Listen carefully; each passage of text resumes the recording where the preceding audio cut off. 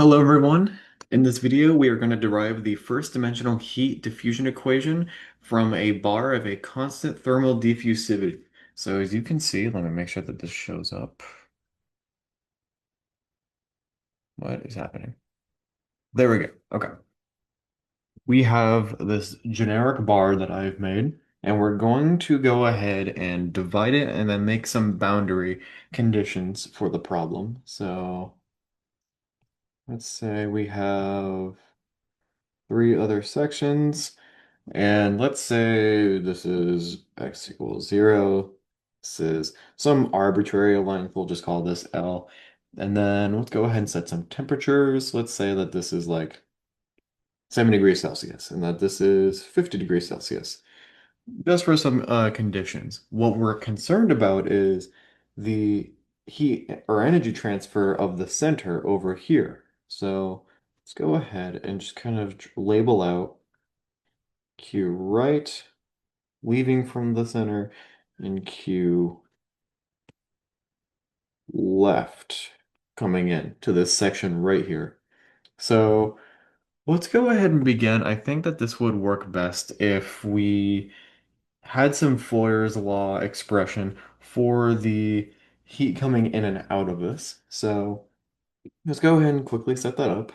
We're going to have Q left equal some thermal conductivity multiplied by I'm just gonna go ahead and just so we can kind of like know what this looks like.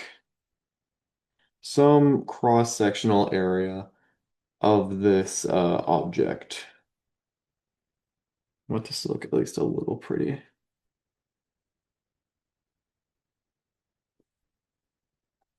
All right, so we have some cross-sectional area, and then for Fourier's law, we need a temperature gradient. So dt over d of x. And this is going to be from the boundary condition that x equals left in this case. We're going to call this left, just so we have some distance there. Now we're going to do the same thing for q of right. We're going to go ahead, set this equal to negative k times area temperature gradient, except this will be when x equals to the right. Now, something else that we're going to do is we're going to have another equation for energy that we're going to use. We are going to set Q equal to density times heat capacity and temperature. Now, for this specific problem, what I'm actually going to do is turn this into a different type of expression for energy, because if you look at the units right now, we have something like, what is this? Kilograms per meters cubed multiplied by joules per kilogram times it's Kelvin, that's right, multiplied by Kelvin. Now, if we observe, the units cancel out, and we get energy in regards to some volume. So to change this to be an expression of energy per unit of time, let's say like energy per second or joules per second, we're going to go ahead and multiply this expression by V and then make it in regards to some change of time.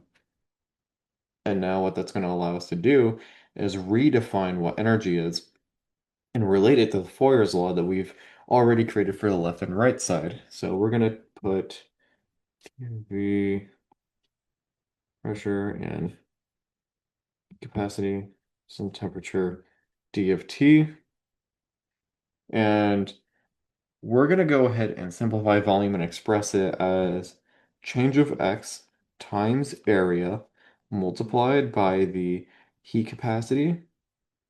Is there anything else I'm missing?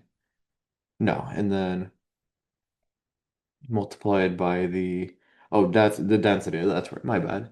And then multiply this by the change of temperature in regards to change of time. Now, if we look at this, you can see that there's actually a bit of commonality between this equation and the equations that we have over here. So what I'm going to do here is actually move this guy. I'm going to put it, go ahead and move it down here. And then I'm going to set it equal to the thermal conductivity of the left multiplied by the area temperature gradient. And we are going to subtract this by negative K times the area times the change of temperature dx by the right boundary. All right, so we have this big expression, right? But there's actually a way that we can simplify this a lot because first off, area is a like term for this. So I'm going to go ahead and change my pen to red, just kind of visualize. We have A here, and A here, so we can cancel that out. Now, another thing is that we have a like term over here. We have K over here and here. So what I'm going to do is pull out K and I'll put K out like this. And now something interesting that happens is we have the heat capacity and the density. And if we divide the thermal conductivity by these two, all of a sudden that looks very familiar. This is our diffusion equation, which also just equals alpha. That's pretty cool. So we can simplify this and make it look like this. We have d of t over d of t times change of x, or sorry, change of x, which is equal our diffusion times d of t over d of x equals left.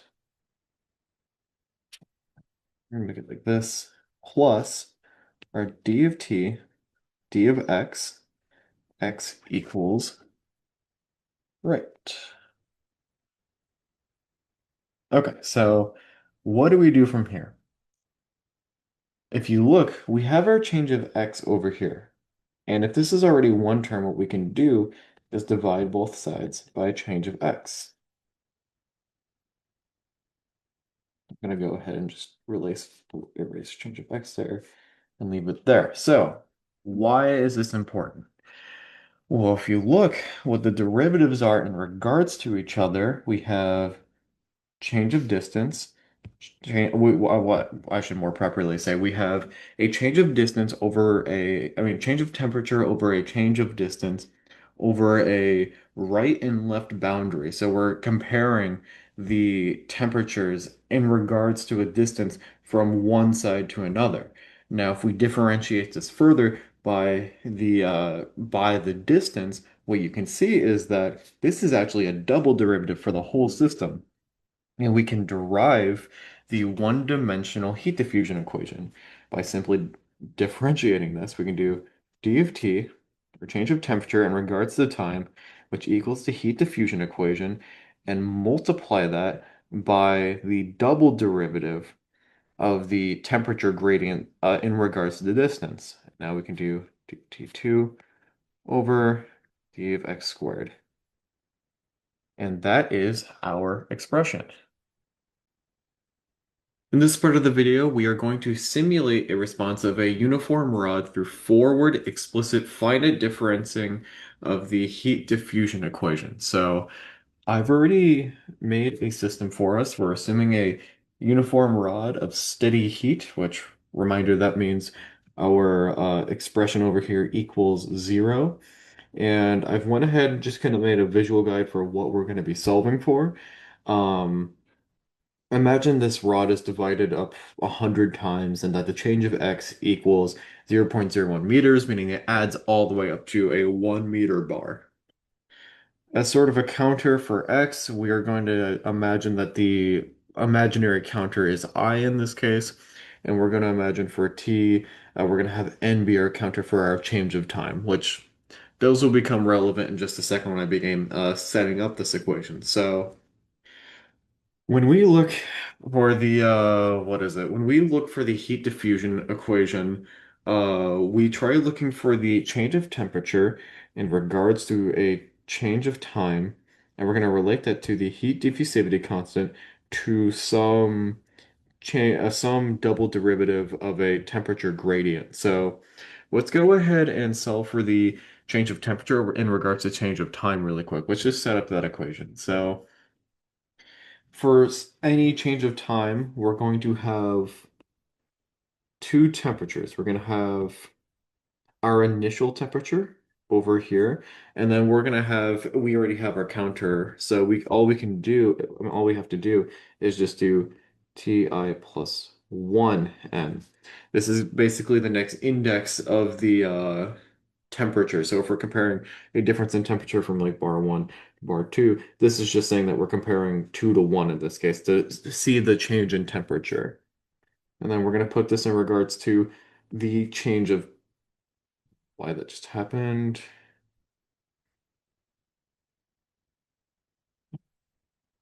Sorry, into a change of time that has happened. So, that gives us this side of the equation. So obviously, we're gonna go ahead and set this equal to some constant times the double derivative of this temperature gradient. So how do we get this equation?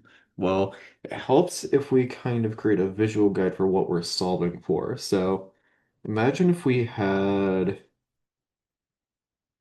actually, I'm going to draw this a little different. Like this.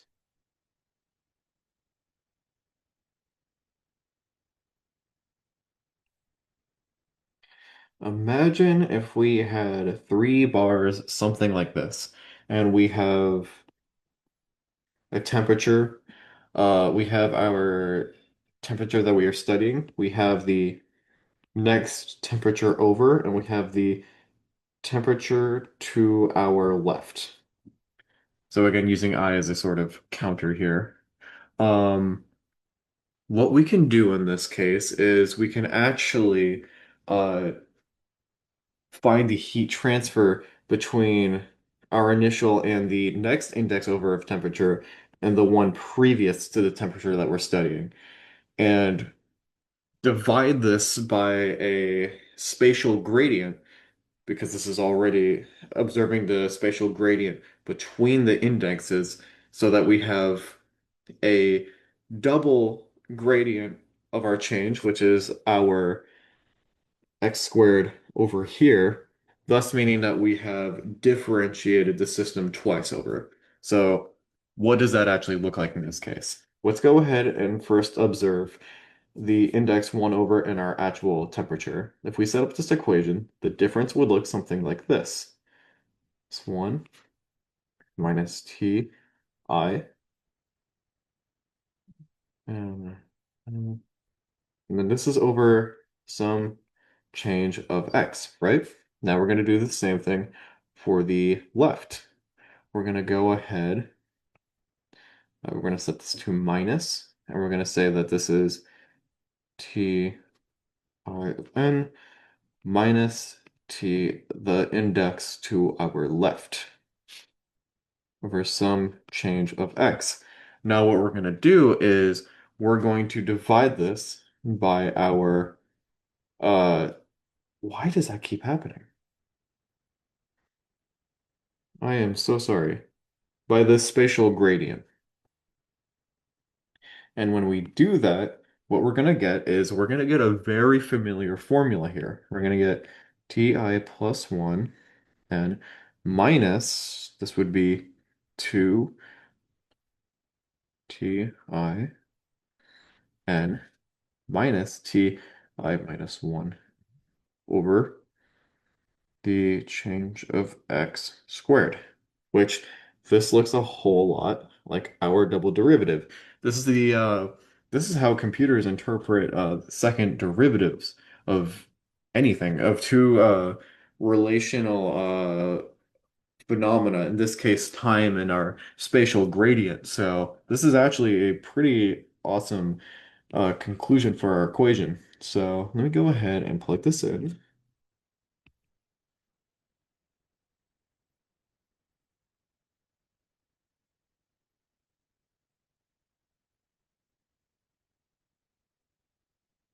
1, and then we're going to put this over squared. And then all of this equals 0. So now what we can do is we can actually find what the temperature next over is going to equal. We can actually construct a pretty nice equation. I'm just going to go ahead and move this up so that I can do this a little easier. Actually, I'm going to go ahead and just make this a little bigger for myself. So we're going to go ahead and just make this equation. We're going to rewrite this equation. So let me go ahead. I'm just going to circle this guy.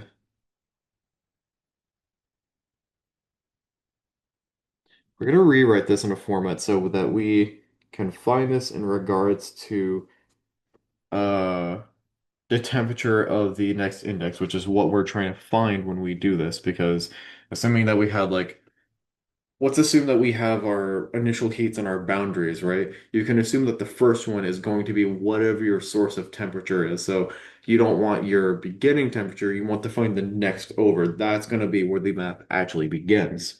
So we can do +1 equals, and this is just coming from this. I mean,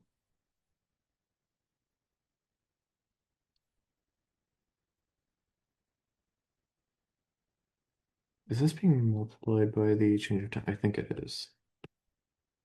I think it is. Is it getting multiplied by that? I'm trying to remember if this does. I'm going to assume that it does for now. Actually, I'm going to start recording.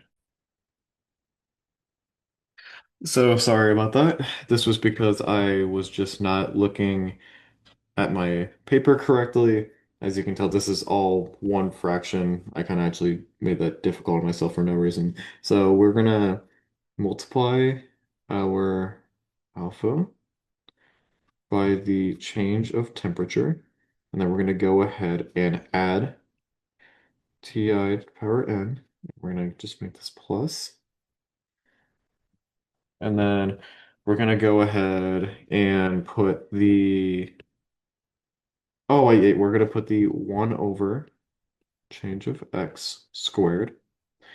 And then we're going to multiply this. So I actually need even more space for this. This is a pretty long equation, as you can see. We're going to multiply this by ti plus 1 n minus 2ti n minus ti minus 1 n. And all of this is equal to 0. All right. Actually, we don't really need that step. That's irrelevant. And that is how we can make an equation to find out what the next temperature over is. So what's really cool about this formula and what I'm going to demonstrate in the next part of the video is that we can actually plug this into Excel and begin to map out all of the temperatures across any time that we want.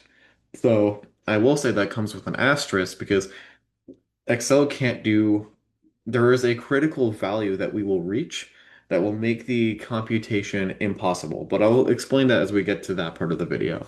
But for now, this is the equation that we will use in Excel in just a second.